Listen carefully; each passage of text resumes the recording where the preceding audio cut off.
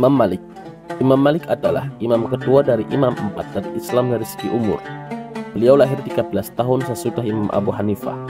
Nama lengkapnya adalah Abu Abdullah Malik bin Anas bin Malik bin Abi Amir bin Haris bin Ghaiman bin Qutail bin Amr bin Haris al-Asbahi al-Humairi.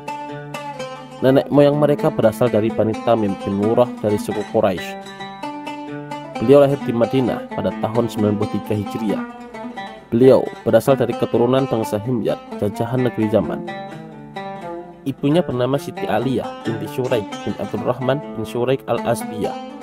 Ada riwayat yang mengatakan bahwa Imam Malik berada dalam kandungan ibunya selama 2 tahun.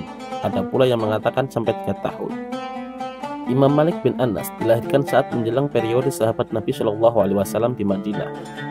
Tidak berbeda dengan Imam Abu Hanifah, beliau juga termasuk ulama zaman.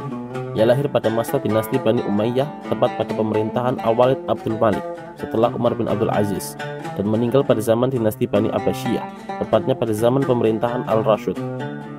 Imam Malik menikah dengan seorang hamba yang melahirkan 3 orang anak laki-laki yang bernama Muhammad, Hamad, dan Yahya, dan seorang anak perempuan yang bernama Fatimah yang mendapat julukan Al-Mu'minin. Menurut Abu Umar, Fatimah termasuk di antara anak-anaknya yang dengan tekun mempelajari dan hafal dengan baik kitab Al-Muwatta.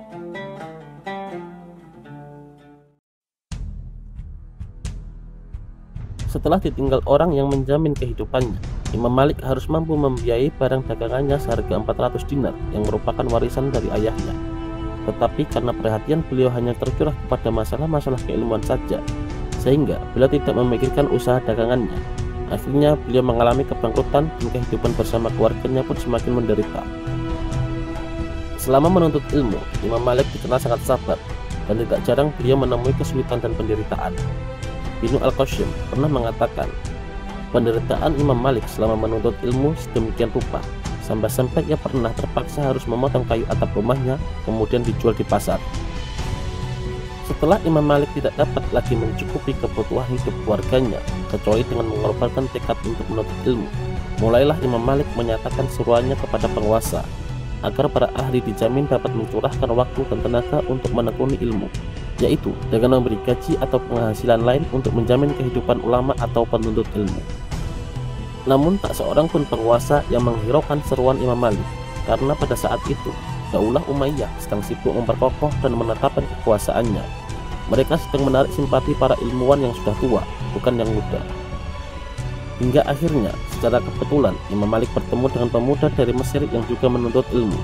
Pemuda itu bernama Alaid bin Sa'ad, dan keduanya saling mengagumi kecerdasan masing-masing, hingga timbullah semangat persaudaraan atas dasar saling menghormati. Meskipun Imam Malik senantiasa menutupi kemiskinan dan penderitaannya dengan selalu berpakaian baik, rapi, dan bersih serta memakai wangi-wangian, tetapi Alaid bin Sa'ad mengetahui kondisi Imam Malik yang sebenarnya, sehingga sepulangnya ke negerinya, Alaid tetap mengirimkan hadiah uang kepada Imam Malik di Madinah. Dan ketika itu khalifah yang berkuasa menyambut baik seruan Imam Malik agar penguasa memberikan gaji atau penghasilan kepada para ahli ilmu.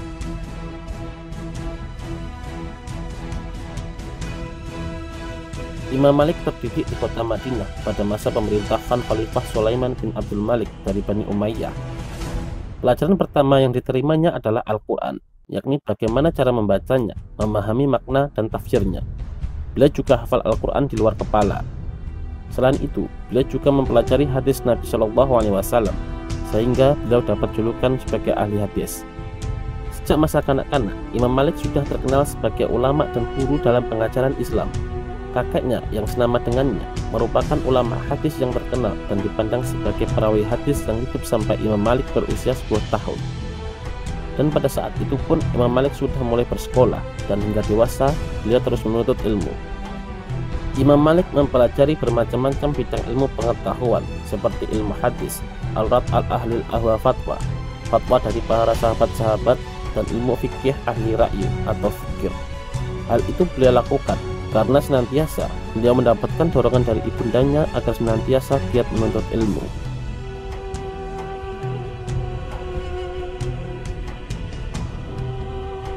Saat menuntut ilmu, Imam Malik mempunyai banyak guru. Dalam kitab Tahdzibul Asma' wa Luqat mengatakan bahwa Imam Malik pernah belajar kepada 900 syekh. 300 diantaranya dari golongan tabi'in, dan 600 lagi dari golongan tabi'in. Az-Zahabi berkata, untuk pertama kalinya Imam Malik mencari ilmu pada tahun 120 Hijriah, yaitu tahun ketika Imam Hasan al-Basri meninggal. Imam Malik mengambil hadis dari Nafi, yaitu orang yang tidak bisa ditinggalkannya dalam periwayatan.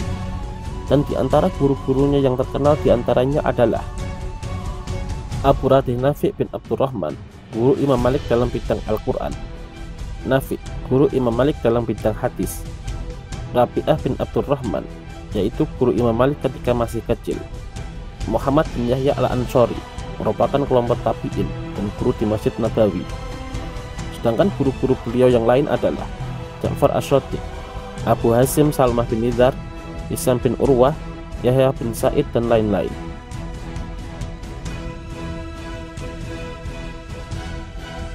Imam Malik mempunyai banyak sekali murid yang terdiri dari para ulama. Qadi Iyad menyebutkan bahwa lebih dari 1000 orang ulama terkenal pernah menjadi murid Imam Malik. Di antaranya adalah Abu Abdullah atau Abdurrahman bin Qasim, Abu Muhammad atau Abdullah bin Wahab bin Muslim, Ash'ab bin Abdul Aziz al-Qaisi, Abu Muhammad Abdullah bin Abdul Hakam, Asbaq bin al-Fajr al-Umawi, Muhammad bin Abdullah bin Hakam, Muhammad bin Ibrahim al-Askandari bin Ziyad, Imam Muhammad bin Idris Asy-Syafi'i, Muhammad bin Yuskim al-Auhri, Rabi'ah bin Abdurrahman, Yahya bin Zaid al-Ansori, Muhammad bin Ajlal, Salim bin Abi Umayyah, Muhammad bin Abdurrahman bin Abi Ziyad, Abdul Malik bin Jurai, Muhammad bin Ishaq, dan Sulaiman bin Mahram al-Amasi. Murid-murid Imam Malik tersebut datang dari berbagai penjuru. Ada yang datang dari Mesir, Afrika Utara, dan Spanyol. Banyak sekali para penuntut ilmu atau muridnya yang meriwayatkan hadis dari Imam Malik ketika beliau masih muda sampai setelah beliau wafat.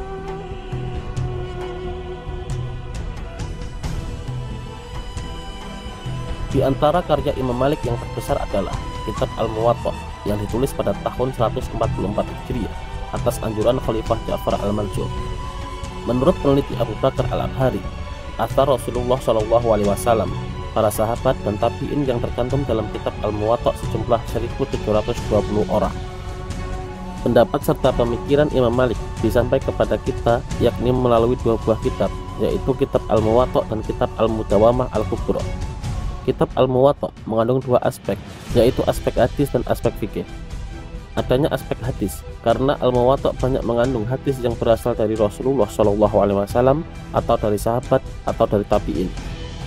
Hadis itu diperoleh dari 95 orang yang kesemuanya dari penduduk kota Madinah, kecuali 6 orang yang berasal dari Mekkah, Basrah, Khurasan, Jazirah, dan Sam. Sedangkan yang dimaksud dengan aspek fikih adalah karena dalam Kitab Al-Muwatta disusun berdasarkan sistematika dengan bab-bab pembahasan layaknya kitab fikih. Ada bab thaharah, sholat, zakat, nikah, dan lain-lain. Kitab lain karangan Imam Malik adalah Kitab Al-Mudawamah Al-Kubra, yang merupakan kumpulan risalah yang memuat kurang lebih 1036 masalah dari fatwa-fatwa Imam Malik yang dikumpulkan oleh As'ad Ibnu Furaid Al-Naisaburi yang berasal dari Tunisia yang pernah menjadi murid Imam Malik.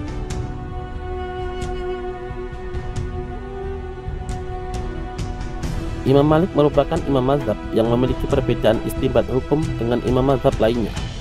Imam Malik sebenarnya belum pernah menuliskan dasar-dasar fikih yang menjadikan dasar bijakan dalam berijtihad. Tetapi pemuka-pemuka mazhab ini, yakni murid-murid Imam Malik dan generasi yang muncul sesudah itu, mengumpulkan dasar-dasar fikih Imam Malik kemudian menuliskannya. Dasar-dasar fikih itu kendati pun tidak ditulis sendiri oleh Imam Malik, akan tetapi mempunyai kesinambungan pemikiran. Paling tidak beberapa isyarat itu dapat dijumpai dalam fatwa-fatwa Imam Malik dalam bukunya Al-Muwatta dan Mudawamah Al-Kubra. Secara jelas, Imam Malik menerangkan bahwa dia mengambil tradisi orang-orang Madinah sebagai salah satu sumber hukum setelah Al-Quran dan As-Sunnah. Bahkan ia mengambil hadis muqanti dan mursal selama tidak bertentangan dengan tradisi orang-orang Madinah. Mengenai istinbat Imam Malik telah dijelaskan oleh Al-Qadhi Iyad dalam Al-Madarik dan Al-Rashid, dan juga salah seorang fuqaha Malikiyah. Kemudian dalam kitab Al-Bajjah yang disimpulkan oleh pengarang kitab Tarikh Al-Mazhabil Islamiyah disebutkan sebagai berikut. Kesimpulan apa yang telah dikemukakan oleh kedua ulama ini dan yang lainnya, bahwasannya metode ijtihad Imam Darul Hijriyah itu adalah apabila beliau tidak mendapat satu nas di dalamnya, maka ia mencarinya di dalam sunnah. Dan menurut beliau yang masih tergolong kategori sunnah perkataan Rasulullah SAW, fatwa-fatwa sahabat, putusan hukum mereka, dan perbuatan penduduk Madinah. Setelah sunnah dengan berbagai cabangnya, barulah dipakai kias. Walaupun para ulama hadis yang ditemui oleh Imam Malik termasuk kelompok ulama tradisional yang menolak pemakaian akal dalam kajian hukum, namun pengaruh Rabi'ah bin Yahya bin Sa'id tetap kuat pada corak kajian fikih Imam Malik. Hal ini dapat dilihat pada metodologi kajian hukum mazhab Malik yang bersumber pada Al-Quran, hadis, tradisi masyarakat Madinah, fatwa sahabat, qiyas, maslahah mursalah, ihtisan, sad al-jara'i. Sedangkan menurut Habsyi As-Siddiqi mengatakan Imam Malik bin Anas mendasarkan fatwanya kepada kitabullah, sunnah yang beliau pandang sahih, amal ahli Madinah, qiyas, dan istihsan. Menurut As-Satibi dalam kitab Al-Muwafaqat menyimpulkan dasar-dasar Imam Malik ada 4, yaitu Al-Quran, hadis, ijma', dan ra'yu. Sedangkan fatwa sahabat dan amal ahli Madinah digolongkan dalam sunnah. Ra'yu meliputi maslahah mursalah, sad al-jara'i, urf atau adat, istihsan, dan istishab.